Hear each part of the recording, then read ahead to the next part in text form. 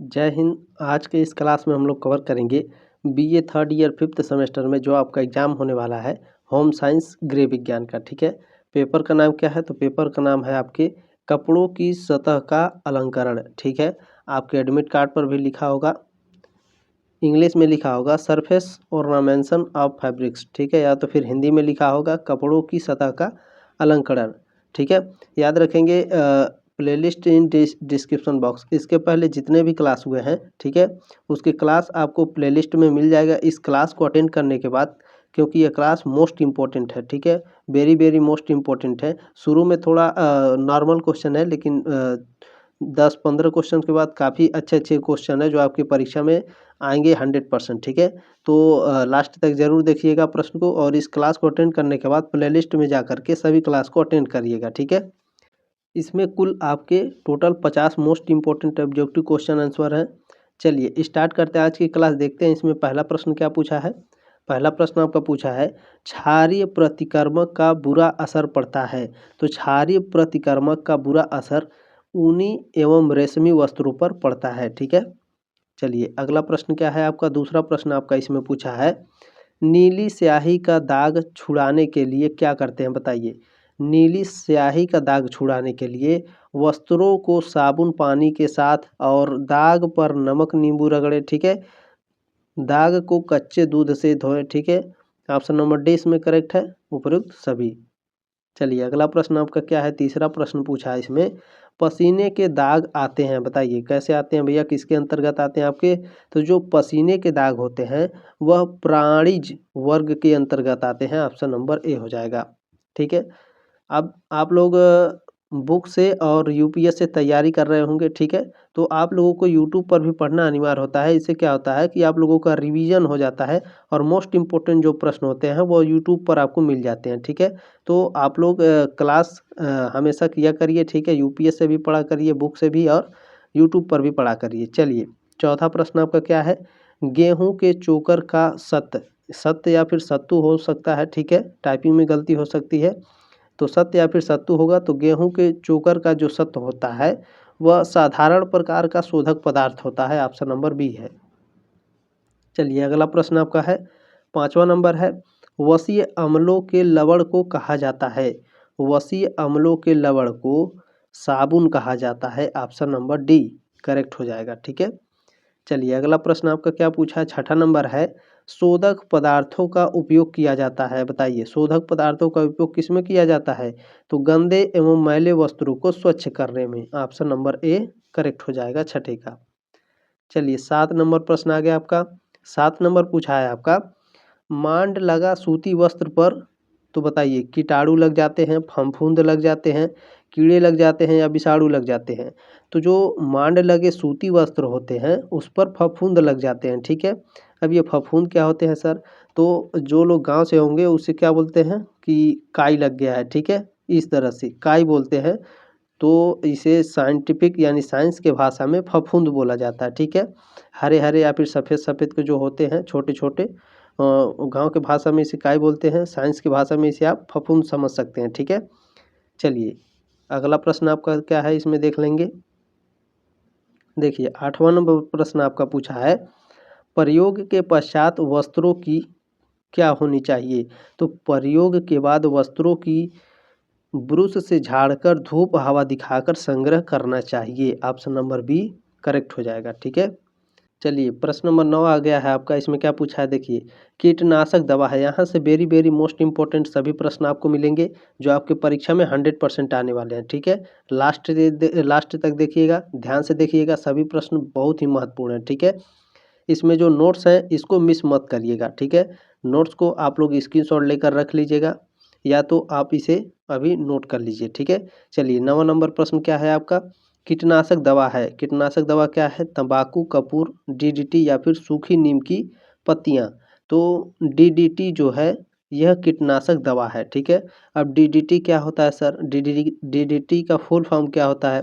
तो चलिए मैं सभी आपको बताने का प्रयास करता हूँ, ये सभी आपके एग्जाम में पूछे जाएंगे। ठीक है, डीडीटी का फुल फॉर्म होता है डाइक्लोरो डाइफेनिल ट्राइक्लोरोमेथेन। इंग्लिश में भी इसे देख लेंगे। ठीक है, इंग्लिश में भी इसे नोट कर लीजिएगा आप, देखिए, डीडीटी पहला आधुनिक कीटनाशक था जो मलेरिया के विरुद्ध प्रयोग किया गया था, किंतु बाद में यानी 1950 के बाद इसे कृषि कीटनाशकी के रूप में प्रयोग करने लगे थे किसान। ठीक है, इस पॉइंट को भी याद रखेंगे। देखिए, सबसे मोस्ट इम्पोर्टेंट है, ये आपके एग्जाम में पूछा जाएगा, इसे ध्यान रखिएगा।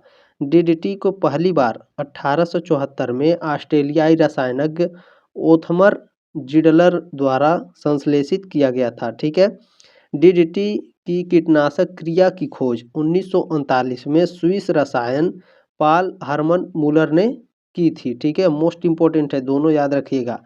पहली बार इसे किसने खोजा था, इस तरह से पूछेगा कि डीडीटी का पहली बार खोज किसने किया था, तो ओथमर जिडलर ने। ठीक है, कब किया था, 1874 में। तो दूसरी बात यानी जो कीटनाशक की दवा है, ठीक है, इसका दूसरी बार यानी खोज किसने किया था, तो याद रखिएगा पाल हर्बल मूलर। ठीक है, कब किया था, 1939 में। देखिए, आपके ऑप्शन में दो ही देगा, या तो आपका ओथमर जिटलर देगा या तो फिर हरमन मूलर देगा, इन दोनों को याद रखिए। ठीक है, चलिए सन भी याद रखिए, सन भी पूछता है। 10वां नंबर प्रश्न आ गया है आपके स्क्रीन पर, ध्यान देंगे। वस्त्रों की उचित देखरेख एवं संचयन से क्या होता है, बताइए। वस्त्रों की उचित देखरेख एवं संचयन से वस्त्र टिकाऊ बना रहता है, नया एवं जीवंत दिखता है, कार्य क्षमता बढ़ जाती है, उपरोक्त सभी इसमें हो जाएगा ऑप्शन नंबर डी। चलिए 11वां नंबर प्रश्न वेरी वेरी मोस्ट इंपॉर्टेंट है, ध्यान दीजिएगा। मृदु जल की क्या पहचान है, बताइए। मृदु जल की पहचान होती है साबुन का झाग देना या फिर साबुन झाग देता है। ठीक है, मृदु जल की पहचान उसी से होती है। चलिए अगला प्रश्न आपका क्या है, 12वां नंबर है, इसमें भी नोट्स दिया गया है, बहुत ध्यान से देखिएगा। मृदु जल का पीएच मान कितना है, मृदु जल का पीएच मान 7 होता है, ऑप्शन नंबर ए करेक्ट हो जाएगा। इसमें नोट्स है, नोट्स को बहुत ध्यानपूर्वक पढ़िएगा, नोट्स से भी आपके प्रश्न एग्जाम में आएंगे। देखिए, शुद्ध जल का यानी शुद्ध पानी का पीएच मान 7 होता है। ठीक है, यह न तो अम्लीय होता है और न ही क्षारीय, इसे मृदु माना जाता है। ठीक है सर, अगला बताइए। देखिए, सामान्य तौर पर 7 से कम पीएच के साथ पानी अम्लीय माना जाता है। ठीक है, जो 7 से कम होता है उसे क्या माना जाता है, अम्लीय, और जो 7 से अधिक होता है उसे मूल माना जाता है। ठीक है, पीने योग्य। चलिए अगला बढ़ते हैं, अगला प्रश्न आपका देखते हैं क्या है। प्रश्न नंबर 13, इसमें क्या पूछा आपका, कठोर जल की क्या पहचान है, बताइए। कठोर जल की क्या पहचान है, तो साबुन के साथ अधिक झाग उत्पन्न नहीं करता है। ठीक है, चलिए अगला प्रश्न आपका देखते क्या है। 14वां नंबर प्रश्न पूछा है, कठोर जल की खोज किसने की थी। वेरी वेरी मोस्ट इंपॉर्टेंट है, यह आएगा जरूर। ठीक है, तो याद रखेंगे, यहाँ टाइपिंग में गलती हो गई है। ठीक है, क्रिस गिल्बी थे, कौन, क्रिस गिल्बी, याद रखेंगे इनको। क्रिस गिल्बी, कठोर जल की खोज किसने की थी, क्रिस गिल्बी। कब की थी ये भी मैं बता दे रहा हूँ, देखिए नोट्स को बहुत ध्यानपूर्वक पढ़िएगा। वैज्ञानिक क्रिस गिल्बी ने 1960 के दशक में पता लगाया था कि पानी में मौजूद आयनों के आधार पर कठोर जल को वर्गीकृत किया जा सकता है। ठीक है, कठोर जल की खोज किसने की थी, क्रिस गिल्बी ने। कब, 1960 में। उम्मीद है आपको समझ में आ गया होगा। चलिए अगला आपको पढ़ाते हैं, देखिए ध्यान से देखिएगा। पानी में कठोरता दो तरह की होती है, एक अस्थायी कठोरता होती है और एक अस्थायी कठोरता होती है, ये पूछेगा जरूर। ठीक है, याद रखेंगे इसे। पानी में अस्थायी कठोरता कैल्शियम और मैग्नीशियम के बाइकार्बोनेट और कार्बोनेट लवणों की वजह से होती है। ठीक है, इसे उबालकर दूर किया जा सकता है। वहीं पानी की जो अस्थायी कठोरता होती है उसको दूर करने के लिए सोडियम कार्बोनेट डीकाहाइड्रेट, ठीक है, sodium carbonate डीकाहाइड्रेट Na2CO3 dot H10H2O का इस्तेमाल किया जाता है। ठीक है, इस पॉइंट को याद रखेंगे, बहुत ही इंपॉर्टेंट है। चलिए 15वां नंबर प्रश्न वेरी वेरी मोस्ट इंपॉर्टेंट है, पानी में ऑक्सीजन की मात्रा कितनी होती है, यह पूछेगा जरूर, तो याद रखिएगा 4 से 6 ppm। ठीक है, ऑप्शन नंबर ए हो जाएगा 15 का।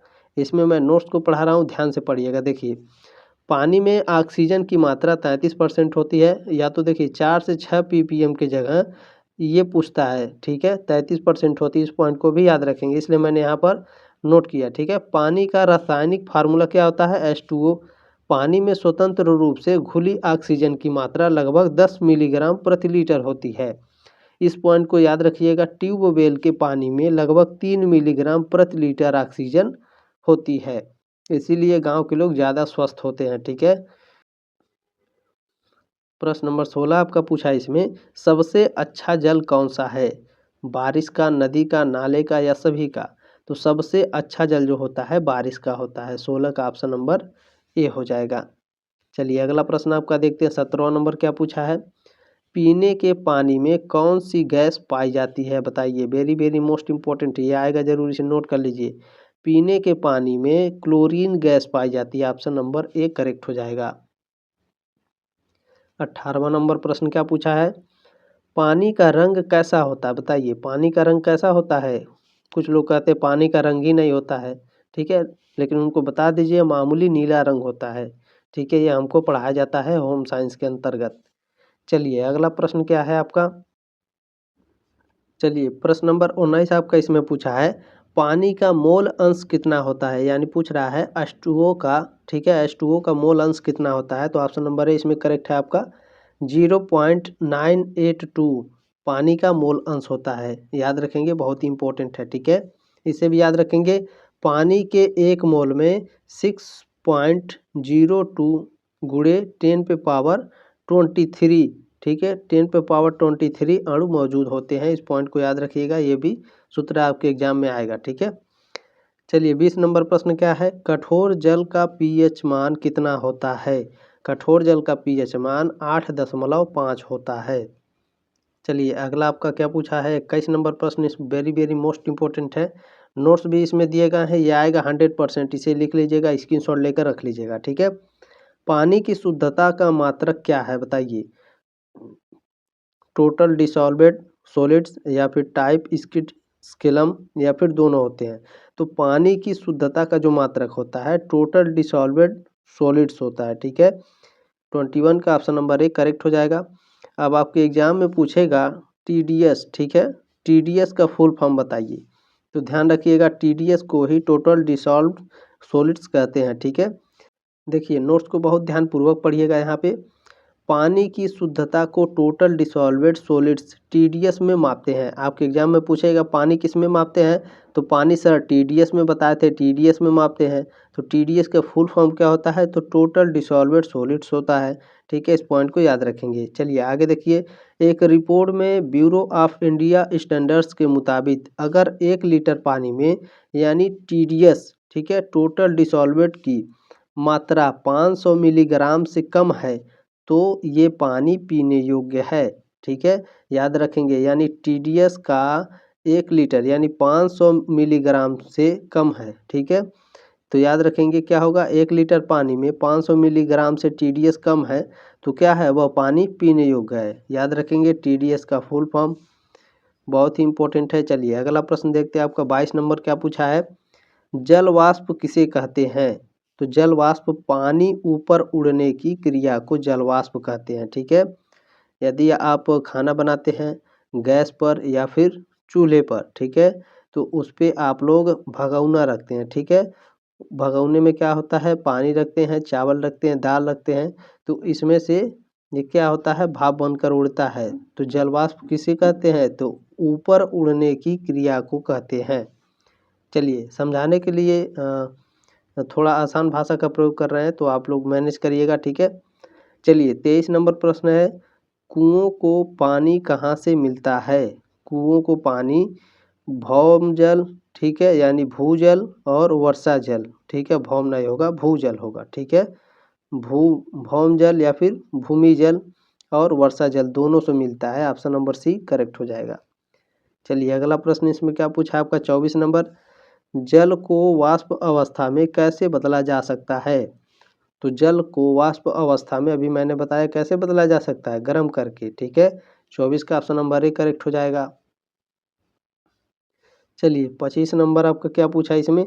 कठोर जल कितने प्रकार के होते हैं? ये आएगा जरूर 100%। ठीक है, तो कठोर जल कितने प्रकार के होते हैं? तो कठोर जल, अस्थाई कठोर जल और अस्थाई कठोर जल, 2 प्रकार के होते हैं। ऑप्शन नंबर सी हमारा करेक्ट हो जाएगा। चलिए 26 नंबर प्रश्न आपका इसमें क्या पूछा है? अस्थाई कठोरता किसके कारण होती है? ये भी आएगा 100%। याद रखिएगा, वेरी वेरी मोस्ट इम्पोर्टेंट है। अस्थायी कठोरता कैल्शियम, मैग्नीशियम और बाइकार्बोनेट एवं कार्बोनेट लवणों के कारण अस्थायी कठोरता आती है। ऑप्शन नंबर डी हमारा करेक्ट हो जाएगा, इसे याद रखिएगा, ठीक है। कैल्शियम, मैग्नीशियम, बाइकार्बोनेट एवं कार्बोनेट।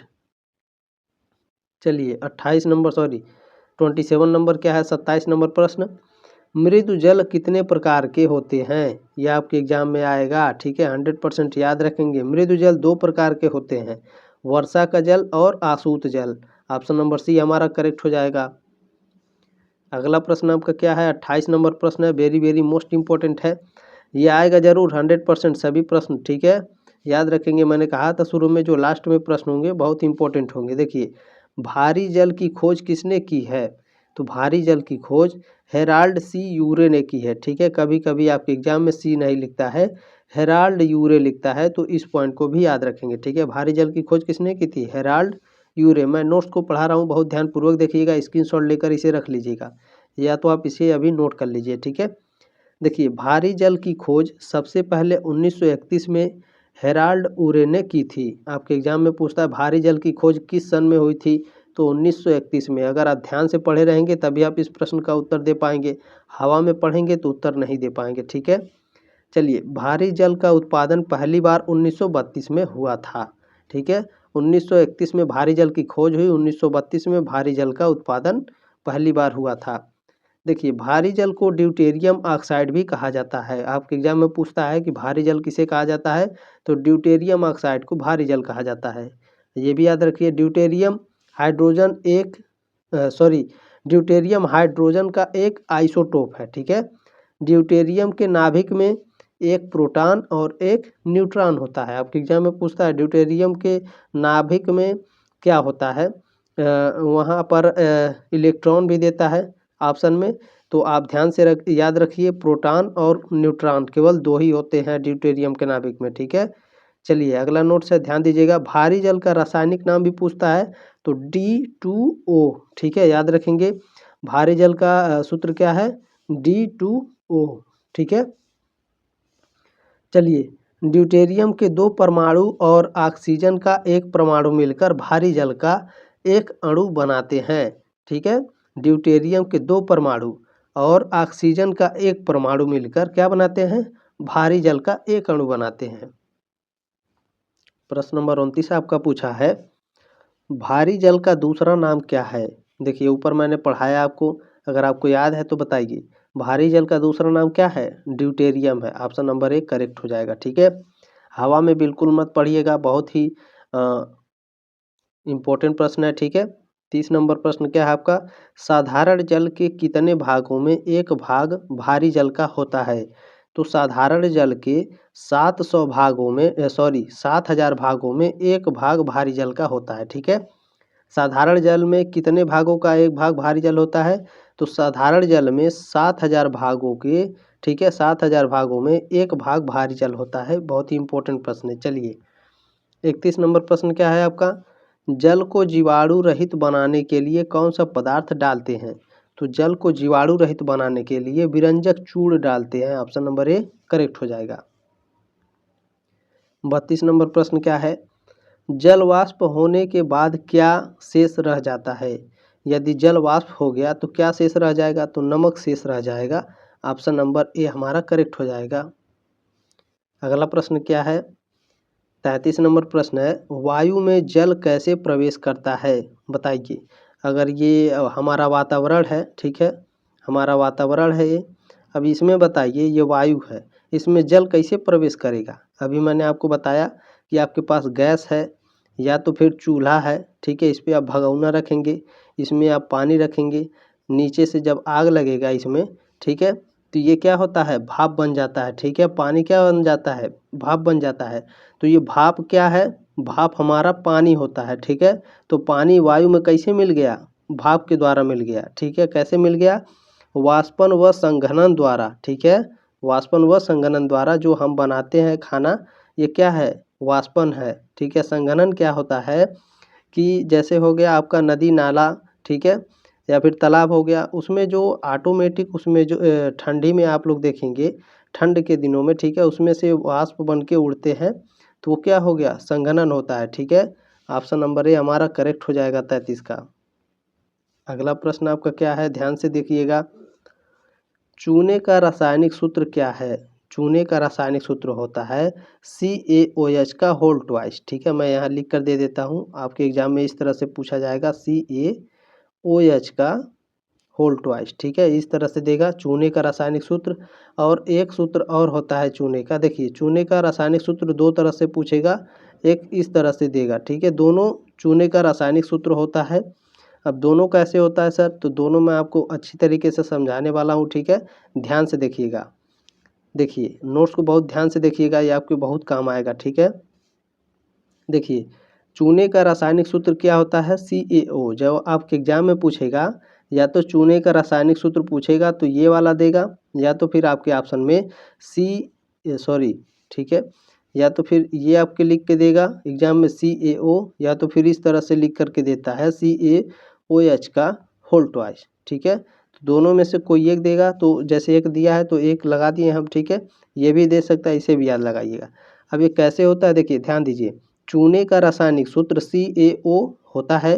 चूने को आमतौर पर कैल्शियम ऑक्साइड के नाम से जाना जाता है, ठीक है सर। अगला क्या है, देखिए चूने के पानी का रासायनिक सूत्र CaOH का होल ट्वाइस होता है, ठीक है। अब आपको समझ में आ गया चूने का रासायनिक सूत्र क्या होता है, CaO, और चूने के पानी का रासायनिक सूत्र क्या होता है, CaOH का होल ट्वाइस, ठीक है। चूने के पानी को कैल्शियम हाइड्रोक्साइड भी कहते हैं। चूने को आमतौर पर क्या कहते हैं, कैल्शियम ऑक्साइड, और चूने के पानी वाला जो होता है उसे कैल्शियम हाइड्रोक्साइड कहते हैं, ठीक है। चलिए अगला नोट्स को बहुत ध्यानपूर्वक देखिएगा। देखिए आपके एग्जाम में पूछता है चूना कितने तरह का होता है, तो याद रखिएगा चूना दो तरह के होते हैं, ठीक है, बिना बुझा चूना और बुझा हुआ चूना। अब ये सर बिना बुझा हुआ चूना क्या होता है और बुझा हुआ चूना क्या होता है, देखिए मैं आपको आसान भाषा में समझाऊंगा तो थोड़ा मैनेज करिएगा। देखिए बिना बुझा हुआ चूना ये पत्थर के आकार जैसा होता है, टेढ़ा मेढ़ा, ठीक है, टेढ़ा मेढ़ा होता है, यानी उबड़ खाबड़ होता है। बिना बुझा हुआ चूना ढोका होता है, ठीक है, याद रखेंगे, ठीक है। बिना बुझा हुआ चूना, या समझ में आ गया सर। अब ये बुझा हुआ चूना क्या होता है, तो ये जो ढोका होता है, ठीक है, खड़ा होता है पत्थर आकार जैसा, इसे जब हम पानी में डालते हैं तो क्या होता है, पानी में जब इसे डालेंगे खड़ा यानी ढोका को, तो क्या होता है, पानी में से बुलबुले निकलने लगते हैं, ये गलने लगता है, ठीक है, यानी ये भज-भजा के बुझा छोड़ देगा, ठीक है। तो ये क्या हो गया, ये बुझा हुआ चूना हो गया, और ये बिना बुझा हुआ। ढोका हमारा क्या है, बिना बुझा हुआ, और जो गल गया भज-भजा के जो बुझा छोड़ दिया, ये क्या हो गया, बुझा हुआ चूना हो गया, ठीक है। अब आपको समझ में आ गया। देखिए बिना बुझे चूने को कैल्शियम ऑक्साइड कहते हैं, ठीक है। ये जो ढोका होता है इसको कैल्शियम ऑक्साइड कहते हैं। इसका रासायनिक सूत्र क्या होता है, CaO। अब ये ढोका वाला कैसे पहचानेंगे सर, तो देखिए जो चाक होता है आपको आपके कॉलेज में आपके स्कूल में लिखने के लिए, वो क्या है, CaO है, ठीक है, याद रखिएगा। और जो बुझा हुआ चूना होता है, जो खाने वाला चूना होता है, सुरती में खाते हैं लोग, ठीक है, हमारे दादी दादा इस तरह से। देखिए बुझा हुआ चूना चूने और पानी की क्रिया से बनता है, ठीक है, आपको समझ में आ गया ना। बुझा हुआ चूना कैसे बनता है, ये जो ढोका है इसको पानी में डाल दिए तो क्या हो गया, ढोका और पानी से क्रिया करके क्या बन गया, CaOH का होल ट्वाइस, ठीक है। अब इसका रासायनिक सूत्र क्या होता है, कैल्शियम हाइड्रोक्साइड। उम्मीद है आपको काफ़ी अच्छे से समझ में आया होगा, ठीक है, भूलिएगा नहीं। चलिए 35 नंबर प्रश्न क्या है आपका, सोडियम हाइड्रोक्साइड का अणु सूत्र है। सोडियम हाइड्रोक्साइड का अणु सूत्र क्या है, तो NaOH, ठीक है, याद रखेंगे। अगला प्रश्न देखेंगे आपका क्या है, 36 नंबर प्रश्न है, आपसे एग्जाम में पूछेगा कि कैलगन कहते हैं, बताइए कैलगन क्या होता है या फिर कैलगन किसे कहते हैं, तो सोडियम हेक्सा मेटाफास्फेट को कैगलन कहते हैं। प्रश्न नंबर 37 आपका पूछा है, परम्यूटेट कहते हैं, बताइए परम्यूटेट किसे कहते हैं, तो परम्यूटेट दोस्तों, परम्यूटेट सोडियम तथा एल्युमिनियम के मिश्रित सिलिकेट को क्या कहते हैं, परम्यूटेट कहते हैं, याद रखेंगे, बहुत ही इंपॉर्टेंट है। चलिए 38 नंबर प्रश्न आपका क्या है, रेशम के कीड़े में लार्वा निर्भर होते हैं, तो रेशम के कीड़े में जो लार्वा होते हैं वह शहतूत के पत्तों पर निर्भर होते हैं। चलिए अगला प्रश्न आपका देखेंगे 39 नंबर क्या है, थर्मोप्लास्टिक फाइबर के अन्य नाम हैं जादुई रेशे, सज्जात्मक रेशे। उपयुक्त दोनों हो जाएंगे, ठीक है। ऑप्शन नंबर सी हमारा करेक्ट हो जाएगा। 40 नंबर प्रश्न क्या है?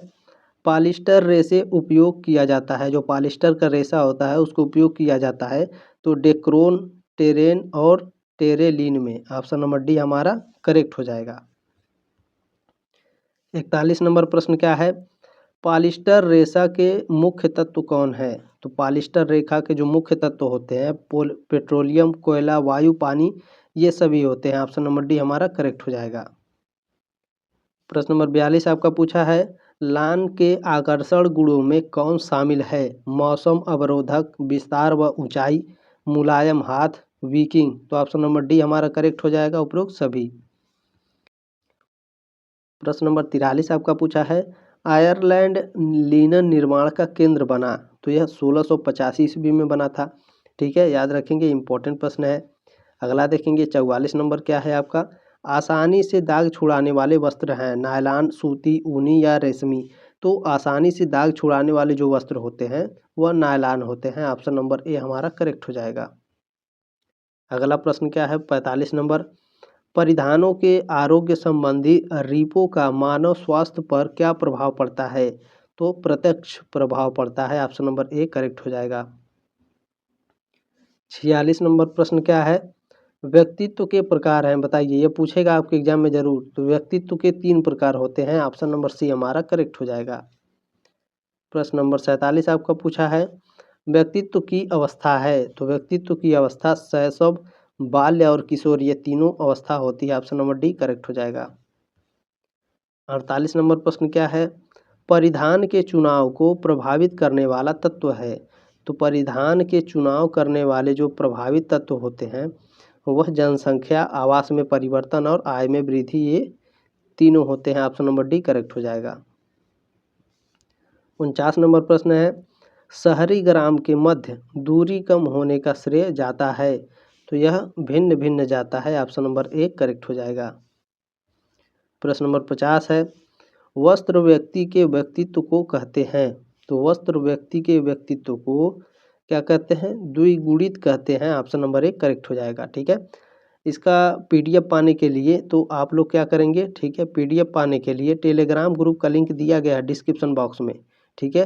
तो टेलीग्राम ग्रुप का लिंक जरूर ज्वाइन करिए। आप लोगों के रिवीजन के लिए मैं क्लास और पीडीएफ दोनों एक साथ सेंड करता हूँ, ठीक है। तो वहाँ से आपको पीडीएफ मिल जाएगा, रिवीजन कर लीजिएगा, काफ़ी अच्छी क्लास है। इसमें नोट्स भी आपको मिल जाएंगे पीडीएफ से, तो नोट्स भी आप लोग काफ़ी अच्छे से पढ़ लेंगे, ठीक है। तो ज़रूर ज्वाइन करिए टेलीग्राम, और सब्सक्राइब नहीं किए तो कर लीजिए। छठे सेमेस्टर में धमाकेदार तैयारी करेंगे, ठीक है। चलिए मिलते हैं नेक्स्ट क्लास में, तब तक ले जय हिंद, वंदे मातरम।